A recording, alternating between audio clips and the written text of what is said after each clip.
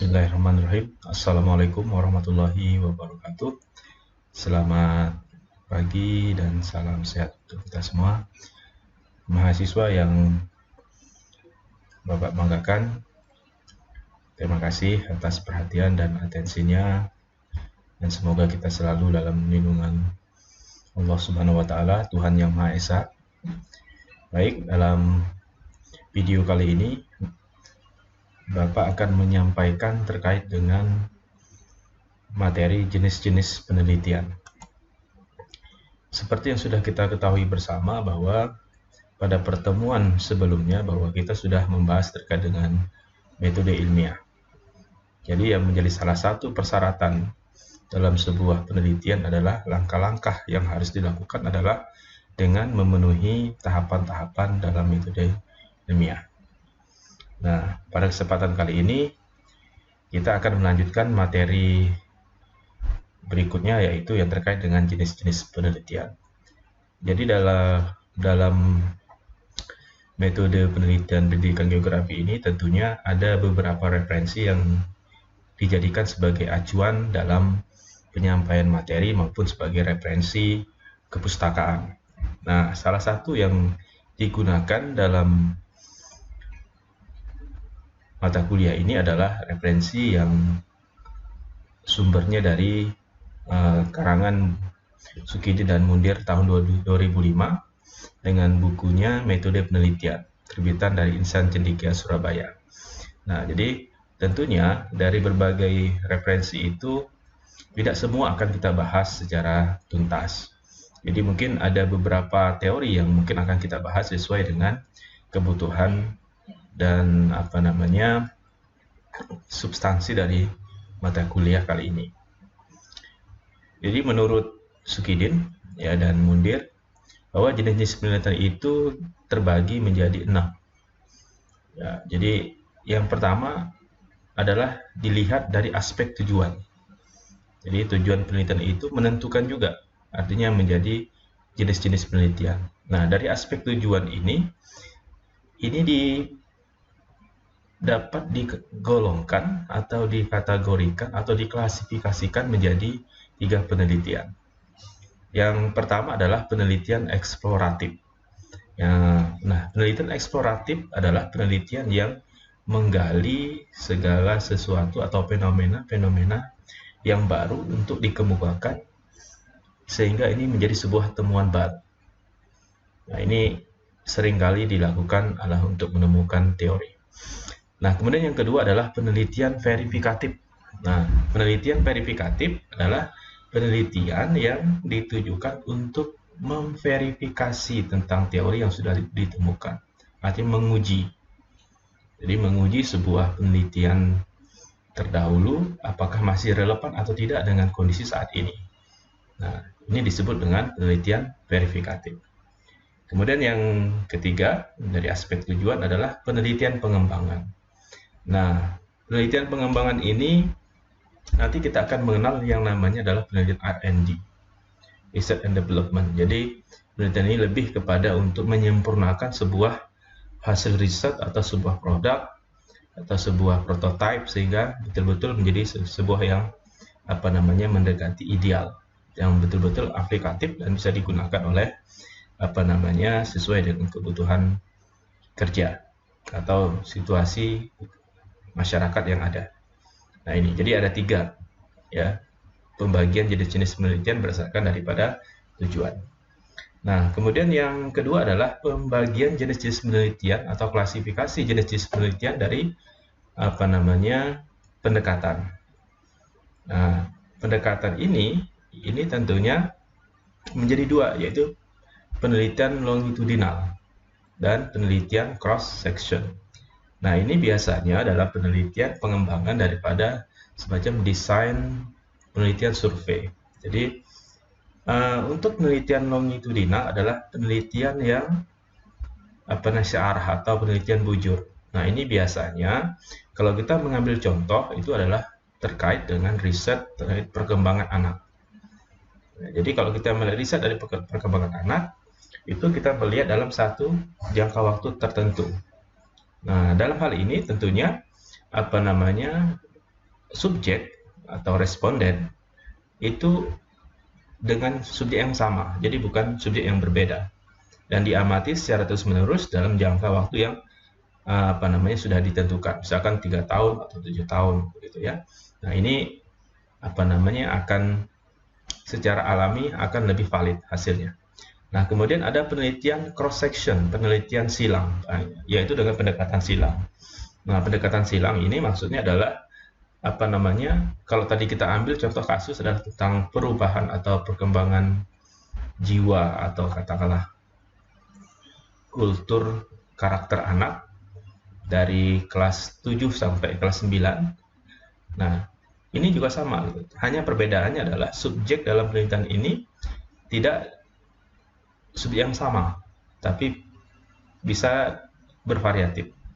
Artinya kalau misalkan kita ingin melihat perkembangan jiwa atau mental anak tadi dari kelas 7 sampai kelas 9, artinya yang menjadi subjek adalah kelas 7, 8 dan 9. Jadi di sini perbedaan antara longitudinal dan cross section adalah terkait dengan subjek penelitiannya. Jadi terbagi menjadi 2. Nah, kemudian yang ketiga, ini membagi dalam bidang ilmu. Nah, bidang ilmu tentunya adalah kesesuaian antara penelitian dengan relevansi keilmuan si peneliti. Nah, jadi dalam hal ini, karena kita bicara tentang metodologi penelitian pendidikan geografi, maka yang paling utama adalah penelitian di bidang pendidikan.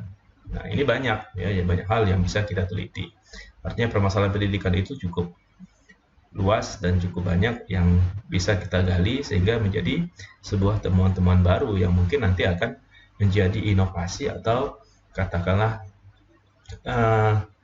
memperlengkap atau memperkaya daripada teori pendidikan yang sudah ada. Kemudian ada penelitian di bidang pertanian. Jadi juga ada penelitian di bidang kesehatan.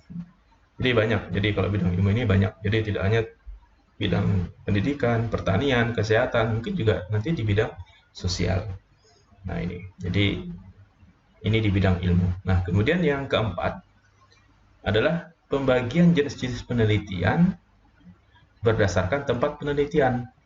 Nah, ini menjadi 3. Yang pertama adalah penelitian laboratorium. Artinya penelitian ini dilakukan di laboratorium. Nah, ini lebih punya kecenderungan penelitian-penelitian yang eksak ya. Eksak artinya mungkin, tapi tidak menutup kemungkinan juga penelitian sosial juga menggunakan laboratorium. Nah, kemudian penelitian lapangan, jadi penelitian langsung, artinya melihat studi langsung ada di masyarakat. Kemudian yang ketiga adalah penelitian kepustakaan. Jadi kita boleh membuat riset ya terkait dengan penelitian berdasarkan daripada referensi-referensi yang ada. Ya, itu disebut dengan penelitian kepustakaan. Kemudian yang kelima adalah berdasarkan hadirnya variabel. Nah, jadi kalau berdasarkan hadirnya variabel ini, penelitian dibagi menjadi 2. Ada penelitian deskriptif, ada penelitian eksperimen. Nah, penelitian deskriptif itu dapat kita memberikan penjelasan bahwa sebuah penelitian yang ingin memaparkan data-data atau fenomena baik masa lalu atau masa depan apa adanya. Jadi tidak dikondisikan, tidak disetting. Ya, kita menyampaikan, mendeskripsikan apa adanya sesuai dengan temuan fakta yang ada di lapangan. Nah, kemudian adalah penelitian eksperimen. Nah, eksperimen ini lebih kecenderungan kepada penelitian terapan. Artinya, kita mencoba mengkondisikan, men-setting sebuah kondisi, artinya yang kita inginkan sesuai dengan variabel-variabel dalam sebuah penelitian. Dan ini biasa untuk dilakukan untuk menguji coba sebuah model. Apakah model itu efektif atau tidak, atau model itu lebih baik atau tidak dibandingkan model yang lainnya. Jadi ini nanti kita akan perjelas pada saat pembahasan di penelitian terapan. Kemudian yang keenam menurut Mundir, jadi jenis penelitian itu dibagi berdasarkan jenis data. Nah, berdasarkan kriteria jenis data ini, ya menurut Mundir jadi dibagi menjadi 2, yaitu penelitian kuantitatif dan penelitian kualitatif. Nah, penelitian kuantitatif artinya data-datanya berupa angka, ya, berupa. Nah, angka ini bisa nominal, bisa ordinal, ya. Jadi tergantung jenis data apa yang digunakan. Nah, kemudian penelitian kualitatif. Nah, kita ketahui bersama bahwa penelitian kualitatif adalah penelitian yang memang tujuannya mendeskripsikan secara kualitatif, artinya secara narasi. Jadi kita mendeskripsikan dengan narasi-narasi yang mungkin bisa menjelaskan sebuah fenomena atau kejadian yang kita amati berdasarkan dari pengamatan kita, kemudian wawancara kita dengan responden atau interview, sehingga itu dinarasikan, dideskripsikan dalam sebuah karya tulis ilmiah yang dapat dipertanggungjawabkan. Nah, artinya ini tentunya nanti sesuai dengan kaidah-kaidah penelitian dalam penelitian kualitatif. Jadi untuk pertemuan berikutnya nanti kita akan lebih spesifik membahas tentang penelitian kualitatif dan kuantitatif. Jadi sampai menurut Mundir ada 6, ya. Jadi ada 6. Yang pertama tujuan, yang kedua pendekatan, yang ketiga bidang ilmu, yang keempat adalah tempat penelitian, yang kelima hadirnya variabel, yang keenam adalah jenis data. Ini menurut Mundir, artinya referensi yang pertama. Nah, kemudian menurut Sugiono, nah ini adalah buku utama, ya, buku utama dalam mata kuliah ini. Jadi bukunya Metode Penelitian Pendidikan. Ini terbitan tahun 2008. Sebenarnya revisinya sudah cukup banyak, ya, sampai 2015-16 sudah ada, ya. Jadi memperbaharui beberapa substansi di dalam pembahasan bab demi bab di dalam buku tersebut. Nah, menurut Sugiono, pembagian jenis-jenis penelitian itu dibagi menjadi 5 bagian atau 5 aspek. Nah, yang pertama adalah aspek akademis. Ya, kemudian adalah profesional dan institusional. Kemudian dari aspek tujuan. Dari aspek tujuan ini ada penelitian murni, ada penelitian terapan. Kemudian yang ketiga dari aspek metode. Nah, aspek metode ini paling banyak, ya, yang dikemukakan oleh Sugiono dalam bukunya. Jadi ada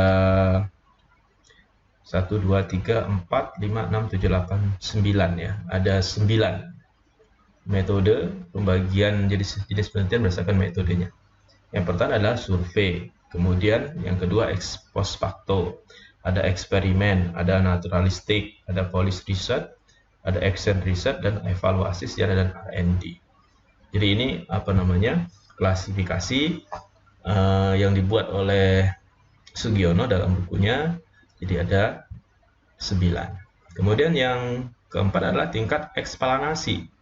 Nah, jadi Sugiono membagi jenis-jenis penelitian itu dalam tingkat eksplanasinya menjadi 3. Yang pertama adalah penelitian deskriptif, yang kedua komparatif, yang ketiga adalah asosiatif. Kemudian yang kelima adalah pembagian dari aspek waktu. Ini yang tadi sudah disinggung, ya, oleh Mundir tadi. Jadi ada cross sectional, ada longitudinal. Jadi ada pendekatan silang, ada pendekatan bujur. Jadi nanti kita juga akan menjelaskan sedikit, menguraikan sedikit terkait dengan beberapa yang tadi dikemukakan. Nah, dalam buku Sugiono ini sebetulnya banyak hal yang bisa kita pelajari lebih dalam lagi, ya. Artinya lebih intens. Artinya kita harus sering membaca, ya. Karena literatur-literatur yang beliau tulis ini lumayan banyak untuk terkait metode penelitian, ya. Baik itu penelitian kuantitatif maupun penelitian kualitatif yang lebih orientasinya kepada bidang sosial dan pendidikan. Nah, itu. Nah, jadi kita akan dalam mata kuliah ini kita akan lebih rinci atau lebih fokus kepada uraian atau bahasan-bahasan yang ada di dalam bukunya Sugiono. Nah, jadi kita mulai dari yang pertama, yaitu pembagian jenis-jenis penelitian berdasarkan bidang. Nah, jadi berdasarkan bidang ini tadi sudah disinggung, ya, pada slide sebelumnya bahwa ada 3 hal yang klasifikasi penelitian dari segi aspek ditinjau dari aspek bidangnya. Yang pertama adalah penelitian akademik. Nah, kita tahu ya, kampus itu adalah institusi yang notabene hari-hari berbicara tentang akademiknya. Nah, jadi kalau kita bicara tentang penelitian akademik, artinya kita bicara tentang penelitian bagi mahasiswa yang sedang studi di sebuah perguruan tinggi, baik itu mahasiswa S1, S2, dan S3. Nah, penelitian akademik ini lebih punya kecenderungan, artinya merupakan sarana edukasi. Karena ini menjadi bagian yang nanti pada akhir saat kita ingin kelulusan, ya kita ada tugas untuk menulis sebuah karya tulis ilmiah yang kita sebut dengan tugas akhir. Kalau di S1 kita sebut dengan skripsi, di S2 kita sebut dengan tesis, S3 kita sebut dengan disertasi. Nah, baik itu tesis, kemudian disertasi maupun skripsi, itu lebih punya kecenderungan mengutamakan validitas internal. Jadi kesahihan instrumen itu harus diuji. Nah, kemudian dari segi aspek variabel lebih terbatas. Ya, jadi tergantung. Ya, kalau misalkan S1 ya masih diperkenankan untuk 1 variabel, 2 variabel, atau bahkan 3 variabel. Nah, kemudian S2 tentunya harus lebih tingkatannya, grade-nya harus lebih tinggi di atas S1. Artinya ada combine, ada pilihan-pilihan, ada opsi-opsi yang lebih luas sehingga nanti kesimpulan daripada hasil tesis atau disertasi itu lebih lebih mengakomodir daripada fakta-fakta yang ada di lapangan sehingga menjadi pembaharu teori sebelumnya. Nah, yang tidak kalah penting adalah kecanggihan analisis sesuai dengan jenjang. Jadi tidak sama analisis untuk skripsi, kemudian tesis, kemudian disertasi, itu tidak sama karena masing-masing punya tingkat kesulitan yang berbeda. Nah, karena ruang lingkup penelitiannya juga berbeda, tentunya analisisnya juga akan berbeda. Ini adalah penelitian akademik. Kemudian yang kedua adalah penelitian profesional. Nah, penelitian profesional ini adalah ditujukan untuk pengembangan ilmu, teknologi, dan seni. Nah, ini tujuannya lebih kepada ingin mendapatkan pengetahuan baru, teori baru terkait dengan ilmu pengetahuan, teknologi, dan seni. Artinya, ini betul-betul dilakukan oleh seorang peneliti yang memang orientasinya adalah ingin menemukan sesuatu yang baru dan update dan inovasi atau memperbaharui teori sebelumnya, sehingga itu menjadi teori yang baru dan lebih adaptif dan lebih relevan untuk di masyarakat, sehingga nanti masyarakat betul-betul bisa mengaplikasi setiap teori yang ditemukan dan masyarakat merasakan bahwa pengetahuan itu memang sangat membantu dalam pemenuhan kebutuhan sehari-hari atau kebutuhan dalam bidang sosial, politik, sehingga menjadi acuan khususnya untuk terkait dengan pengembangan iptek tadi. Nah, dari segi validitas, kalau tadi penelitian akademik lebih kepada concern kepada validitas internal, untuk penelitian profesional internal dan eksternal. Ini lebih pada kegunaan dan generalisasi. Ini lebih diutamakan ya. Dan variabelnya lebih lengkap. Serta kecanggihan analisisnya ya tentunya disesuaikan dengan kepentingan masyarakat ilmiah. Jadi betul-betul kesahihan, kemudian akurasi dan kevalitan yang data yang diolah ini betul-betul bisa dipertanggungjawabkan dan berguna untuk masyarakat ilmiah. Kemudian yang ketiga adalah penelitian institusional. Nah, ini adalah penelitian yang dilakukan oleh sekelompok orang atau institusi atau lembaga yang bertujuan untuk merumuskan sebuah kebijakan atau mengambil sebuah keputusan. Nah, penelitian ini bertujuan mendapatkan informasi terkait dengan pengembangan lembaga. Nah, ini tentunya lebih kepada kalau dari aspek validitas ya, lebih kepada validitas eksternal dan kecanggihannya disesuaikan untuk dari yang mensupport ya atau lembaga yang menginisiasi sebuah riset tadi. Nah, karena ini nantinya hasil riset itu akan dijadikan sebagai alat dasar atau acuan untuk pengembangan sebuah institusi atau sebagai acuan untuk mengambil kebijakan oleh pimpinan tertinggi di sebuah institusi untuk pengembangan institusinya ke arah yang lebih baik. Nah, ini pembagian jenis-jenis penelitian menurut Sugiono dari sudut pandang bidang. Ya, jadi ada 3. Kita lanjut. Yang kedua, ya, dari aspek tujuan. Nah, jadi Sugiono ini membagi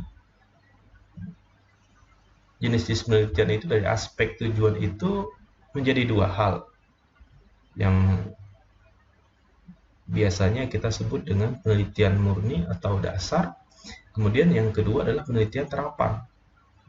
Nah, jadi kalau kita bicara tentang penelitian murni atau penelitian dasar adalah penelitian yang berkenaan dengan penemuan dan pengembangan ilmu. Jadi fokus ya, bagaimana penelitian dasar ini atau murni lebih kepada penemuan teori baru, dalil baru, hukum baru ya, atau pengembangan ilmu yang sudah ada.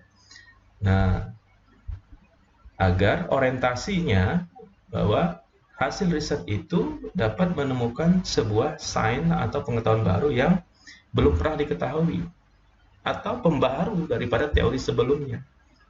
Nah, ini seringkali dilakukan oleh peneliti-peneliti mungkin dari lembaga ilmu pengetahuan dan riset dari LIPI ya, atau memang peneliti yang concern dalam pengembangan ilmu pengetahuan. Ini penelitian murni atau penelitian dasar. Nah, kemudian adalah penelitian terapan.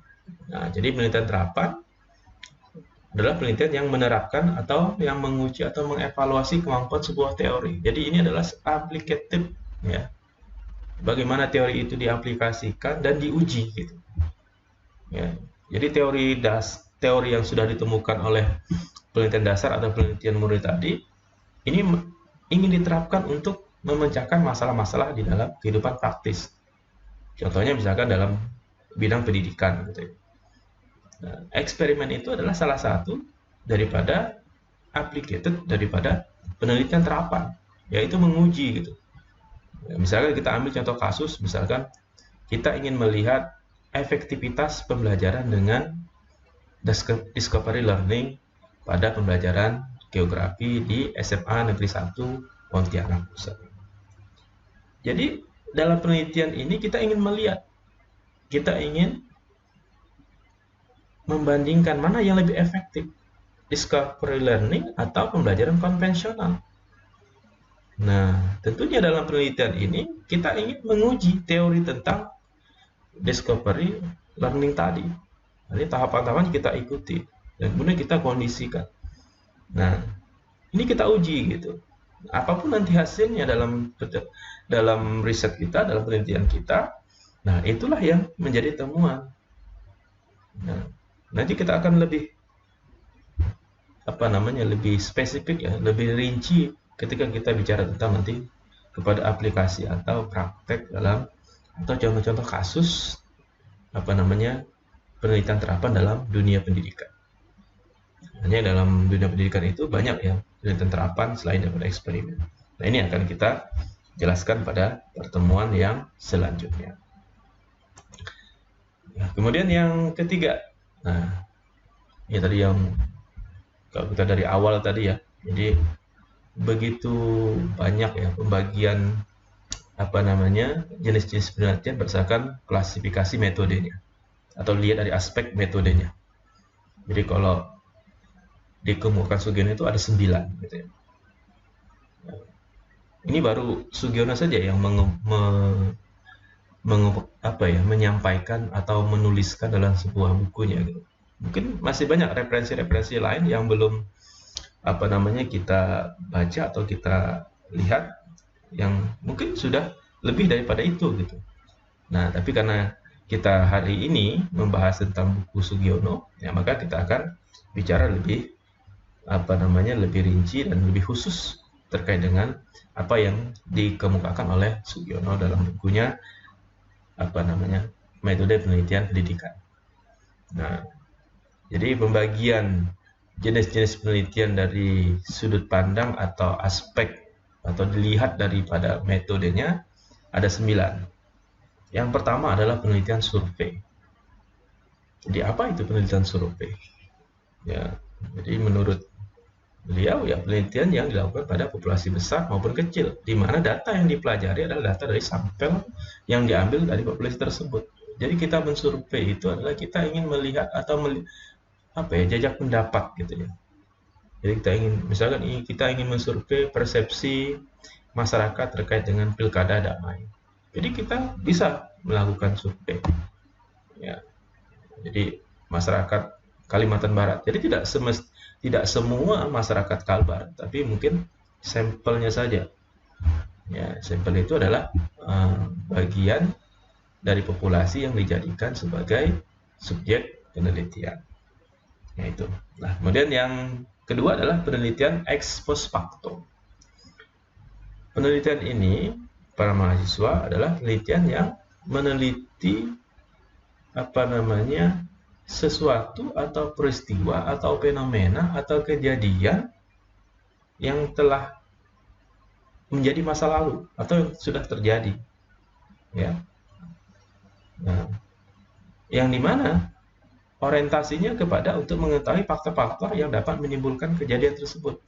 Jadi kita ingin menguak cerita atau peristiwa di masa lalu atau peristiwa yang terjadi yang menjadi penyebab gitu.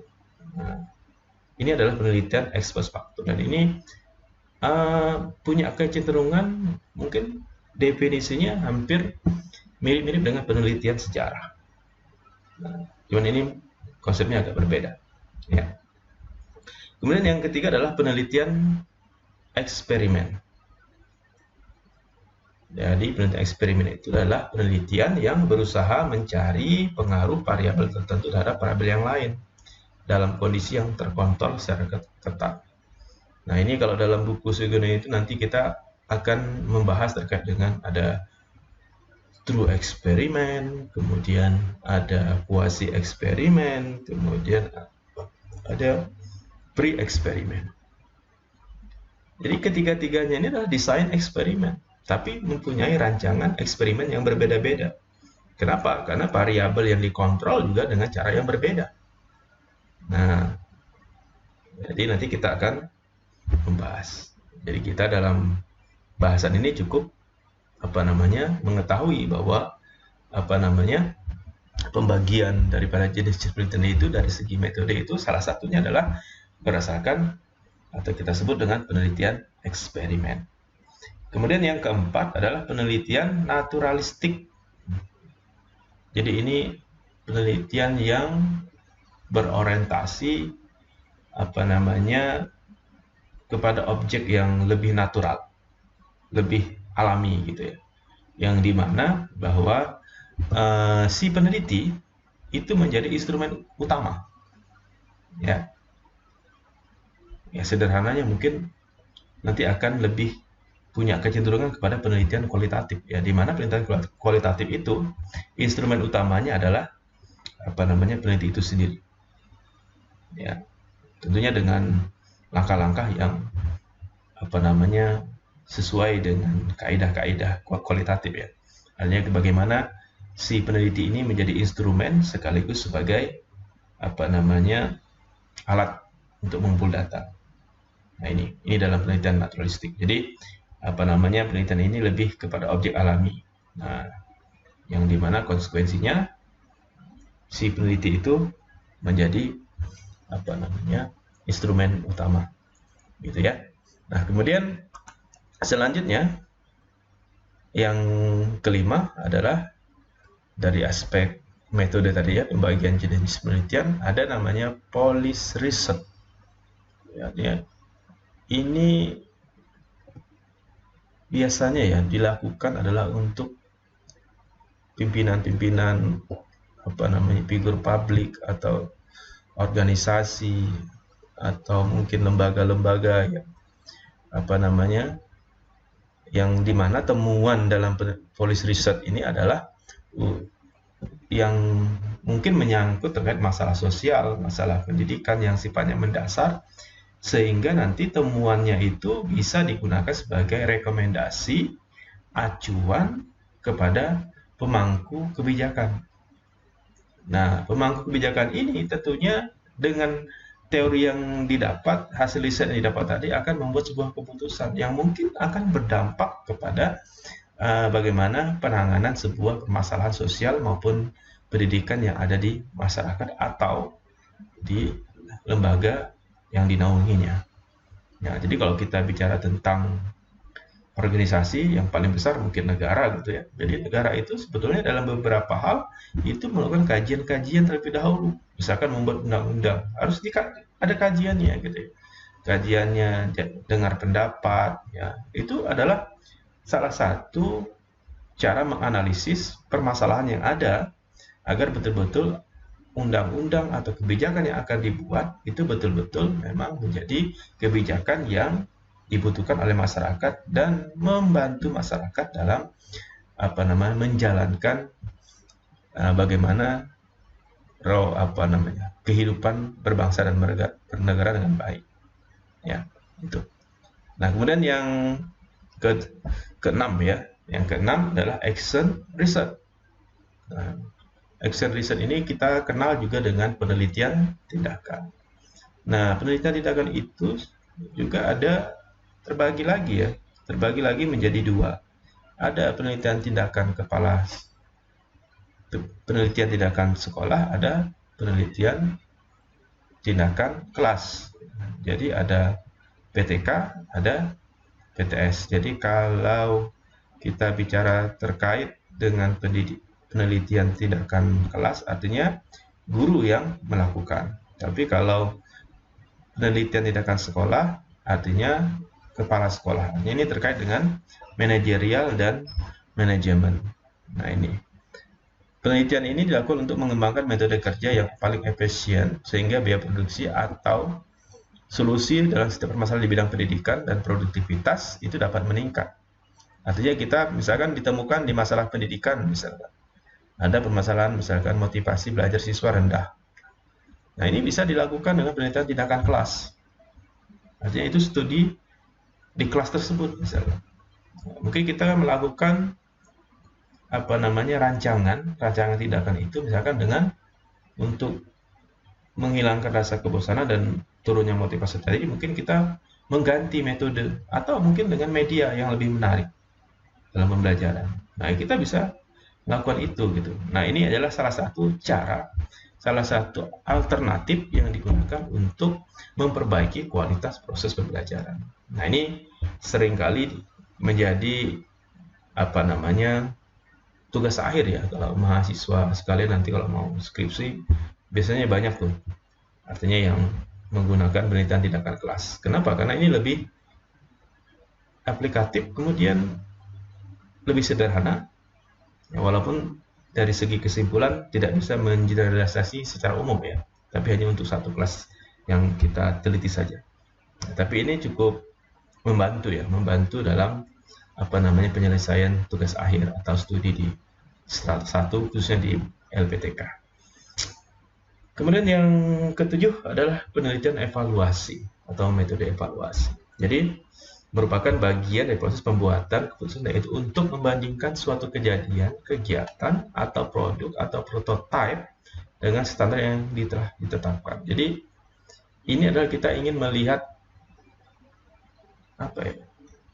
progres, kemudian efektivitas, kemudian kita ingin melihat dampak positif dan negatifnya dari sebuah keputusan atau sebuah tindakan yang nantinya menjadi bagian referensi, sehingga untuk perbaikan, untuk refleksi, sehingga apa yang kita anggap tadi kurang baik itu bisa menjadi lebih baik lagi. Nah, ini perlu dilakukan, jadi penelitian evaluasi, dan ini biasa dilakukan untuk misalkan monitoring dan evaluasi. Dan ini biasanya Kalau program itu sudah dijalankan, baru kita lakukan evaluasi. Kemudian yang kedelapan adalah metode penelitian sejarah. Nah, jadi kalau ex post facto tadi ingin mengungkap cerita masa lalu gitu ya. Kalau penelitian sejarah ini lebih berorientasi kepada dengan penelitian yang berkenaan dengan analisis yang logis terhadap kejadian-kejadian di masa lalu. Ya. Jadi kalau ex post facto adalah ingin mengungkap sebab kenapa peristiwa itu terjadi, tapi kalau orientasi daripada penelitian sejarah itu sendiri adalah untuk merekonstruksi ulang. Jadi merekonstruksi ulang kejadian-kejadian masa lampau secara sistematis dan objektif. Sistematis itu artinya berurutan, baik itu dari segi waktu, kejadian, proses. Kemudian melihatnya juga harus betul-betul objektif, jadi tidak subjektif. Maka harus diklarifikasi, divalidasi dengan berbagai triangulasi baik itu sumber, teknik, dan segala macam. Nah, sehingga akan ditemukan fakta-fakta untuk membuat sebuah kesimpulan yang teruji kebenarannya. Sehingga itu menjadi, kalau nanti sudah didiseminasi, kemudian dilakukan pemaparan hasil penelitian, maka itu akan menjadi sebuah fakta, sebuah data baru. Nah, ini penting ya, karena bangsa yang besar itu adalah bangsa yang tidak melupakan sejarah. Seperti kata Bung Karno adalah jas merah. Jangan sekali-kali melupakan sejarah, karena ini penting untuk kita agar kita punya visi yang lebih baik dalam melihat masa depan. Ya, artinya bukan kita dibayang-bayangi rasa ketakutan dengan masa lalu, tidak gitu.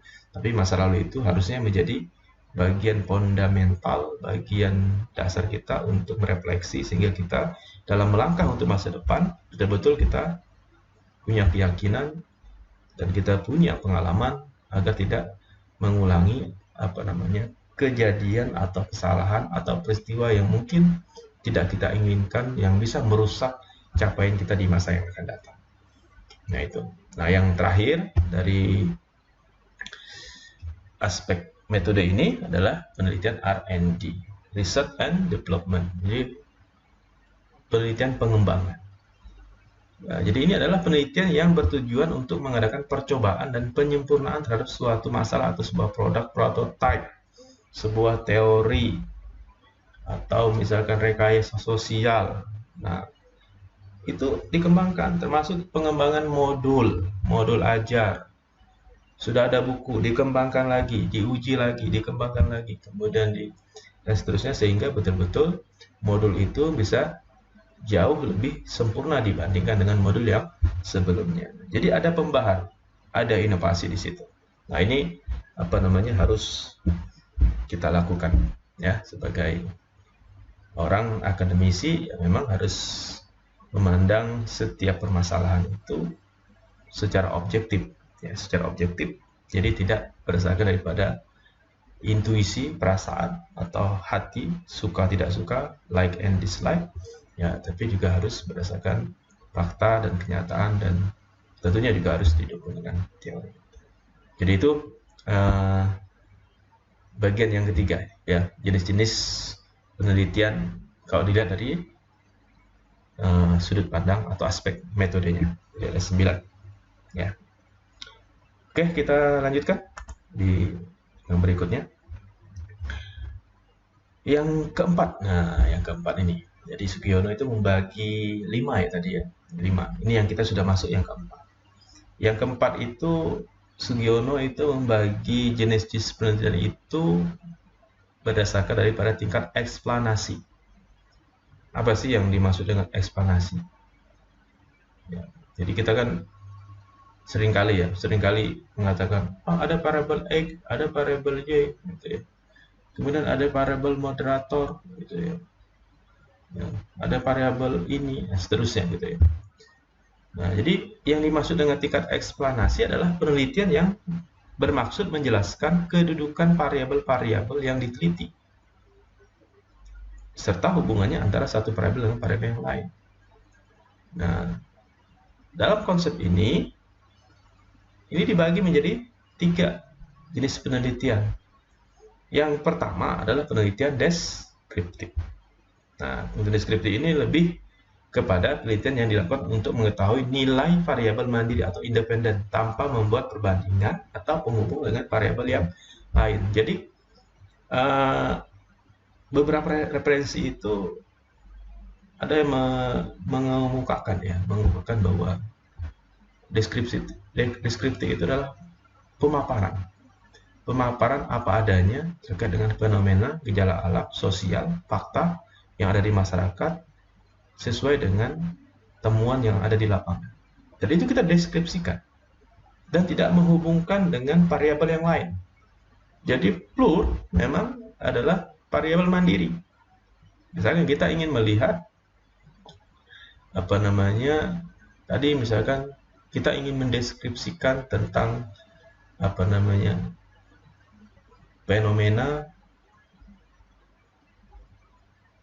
COVID-19 terhadap jadi kita ingin melihat fenomena tentang kesadaran masyarakat berpolitik. Ya, jadi kita ingin mendeskripsikan bagaimana sih kesadaran masyarakat dalam menggunakan hak politiknya. Jadi kita cukup melihat persepsi saja.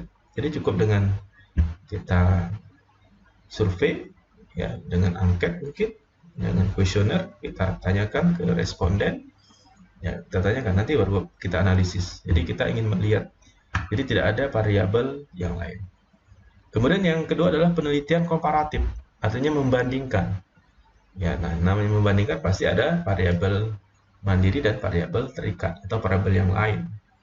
Jadi kita ingin membandingkan mana yang lebih efektif, misalkan mengkomparisikan antara pembelajaran berbasis online atau daring dengan pembelajaran dengan konvensional, atau dengan kita mengkomparasikan model contextual teaching and learning dengan discovery learning. Mana yang lebih ideal atau lebih efektif dalam ketuntasan belajar, misalkan. Jadi seperti itu. Jadi ini mengkomparasikan. Kemudian yang ketiga adalah penelitian asosiatif, yaitu menghubungkan antara 2 variabel atau lebih. Jadi kalau tadi adalah membandingkan, yang ini adalah menghubungkan. Nah, biasanya kalau menghubungkan ini judul permasalahannya adalah bagaimanakah hubungan antara pembelajaran ekspositori dan dengan motivasi belajar siswa. Jadi apa yang kita hubungkan adalah metode pembelajaran dengan ekspositori dan motivasi belajar. Ada variabel X dan variabel Y. Nah, kalau kita bicara tentang hubungan, artinya nanti kita menggunakan rumus produk momen. Dan ini analisisnya nanti akan kita jelaskan ketika kita masuk ke dalam praktek atau pada materi selanjutnya. Jadi menurut Sugiono tadi, jadi ada 3 ya. Ada 3 penelitian berdasarkan daripada tingkat eksplanasinya. Yang pertama adalah deskriptif, yang kedua adalah penelitian komparatif, yang ketiga adalah penelitian asosiatif. Nah, kemudian yang terakhir, slide terakhir ya, ini pembagian menurut Sugiono, ini sesi kita yang terakhir. Dari segi waktu, dari segi waktu ini tadi ada namanya cross sectional, pendekatan silang, dan ada pendekatan bujur longitudinal. Jadi pendekatan cross sectional adalah pendekatan silang yang berbeda dengan pendekatan bujur. Pendekatan silang tidak menggunakan subjek yang sama. Satu hal yang menguntungkan adalah bahwa datanya dengan cepat dapat terkumpul. Artinya, kalau kita ingin melihat perkembangan kejiwaan atau karakter anak SMP pada sebuah sekolah, gitu ya, kita dapat melakukan dengan 2 hal. Yang pertama dengan cross sectional, kemudian dengan longitudinal. Artinya ketika kita menggunakan pendekatan cross sectional, artinya kita tidak menggunakan subjek yang sama. Kita bisa langsung menggunakan kelas 7, kelas 8, kelas 9. Artinya dalam satu waktu datanya cepat terkumpul. Nah, nah ini bisa dilakukan. Nah, tapi berbeda dengan longitudinal, gerakan bujur. Jadi kalau tadi itu kita menggunakan subjek yang tidak sama ya, kalau yang cross, yang silang ya, kalau yang bujur longitudinal ini subjek yang sama. Artinya ketika kita melihat apa namanya, ingin melihat tentang perkembangan kejiwaan atau karakter dan anak sebuah SMP ya, selama misalkan 3 tahun misalnya, yang diamati adalah siswa kelas 7 sampai 3 tahun berikutnya. Nah, itu yang kita amati, ada atau tidak perubahan gitu.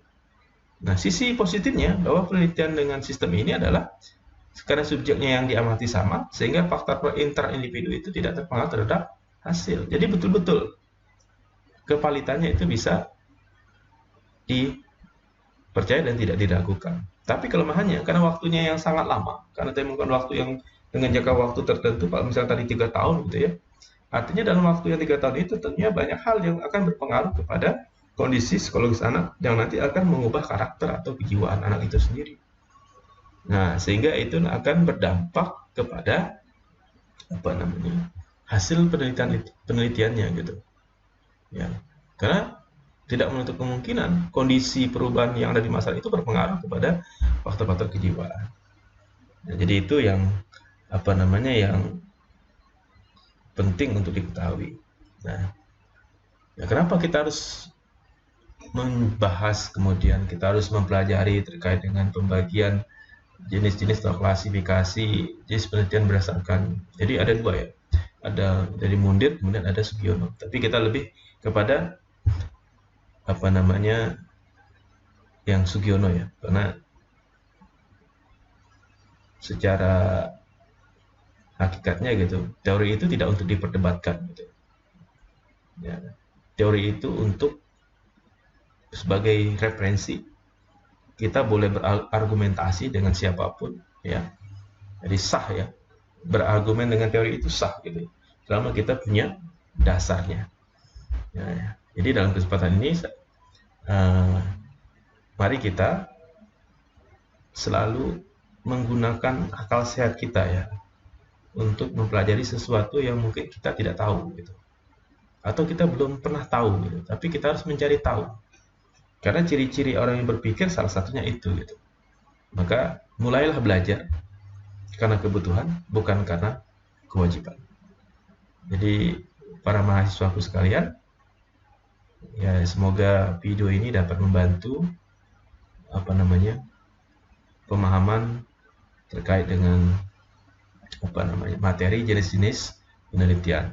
Jadi nanti untuk selanjutnya, pertemuan berikutnya kita akan membahas terkait mungkin sedikit ya, mungkin sekitar 5 sampai 20 menit nanti video berikutnya ya, karena kita hanya membahas terkait dengan perbedaan penelitian kualitatif dan kuantitatif. Jadi nanti kita akan buatkan videonya, dan insya Allah kita akan ketemu di lain waktu. Mungkin nanti bisa, mudah-mudahan COVID ini cepat berlalu sehingga kita bisa bertatap muka dan kita bisa saling berinteraksi seperti biasa, walaupun mungkin dengan kebiasaan baru, tapi yakinlah bahwa ada hal yang positif di balik itu semua. Demikian, terima kasih presentasi dan penyajian materi hari ini. Semoga dapat membantu dan memberikan pemahaman. Kurang lebihnya kami mohon maaf, kami akhiri. Selamat pagi, selamat belajar. Salam sehat untuk semua. Wassalamualaikum warahmatullahi wabarakatuh.